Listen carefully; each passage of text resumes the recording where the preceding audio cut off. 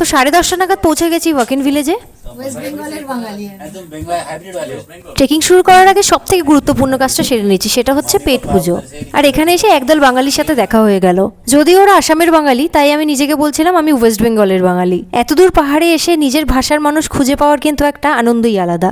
ওদের সাথে ভীষণ আনন্দ করেছি, মজা করেছি, খুব সুন্দর মুহূর্ত কাটিয়েছি। একদম লাস্টে দেখাবো।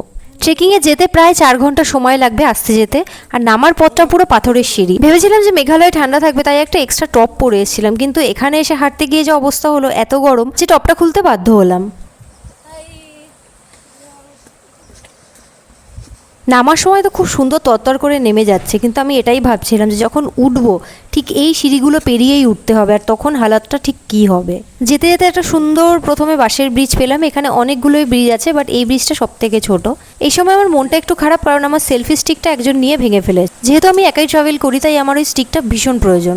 লোকে এই ট্রেকে এসে উচ্চতায় ভয় পায়, কিন্তু আমার আসল ভয় হচ্ছে এই ব্রিজগুলোতে। কিরকম ক্যাচ ক্যাচ করে আওয়াজ হচ্ছে, আর মনে হচ্ছে যেন এক্ষুনি ভেঙে পড়বে। আর পেছন দিক থেকে কেউ ঝোলাচ্ছিল, আর আমার অবস্থাটাকে দেখলেই বুঝতে পারবে।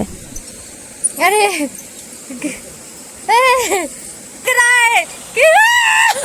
मत करो, बाप रे, मत करो, ऐसे झुलाओ मत, पूरा मिडिल में, अरे पूरा मिडिल में हूँ, मत करो ना यार, डर लग रहा है, क्यों कर रहे हो?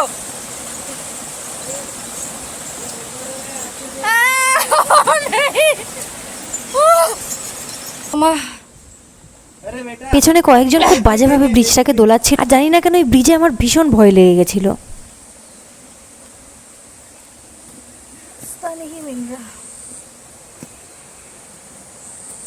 এখানে আমার আশেপাশে কোনো লোক নেই, চারিদিকে ঘন জঙ্গল, আর আমি রাস্তাও খুঁজে পাচ্ছিলাম না। কিন্তু এদিক ওইদিক তাকিয়ে সামনে একটা রাস্তা খুঁজে পেয়েছি, আর রাস্তাটা জাস্ট দেখো কতটা সরু।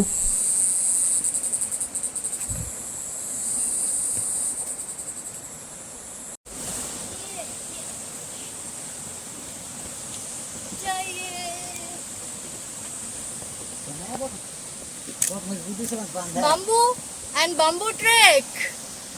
तो अभी हम लोग आ रहे हैं बम्बू ट्रैक में, और यहाँ से ट्रैक स्टार्ट होता है उधर से, वो एकदम पहाड़ी दिख रहा है, उधर तक जाना पड़ेगा, ये पूरा चढ़ के। तो चलो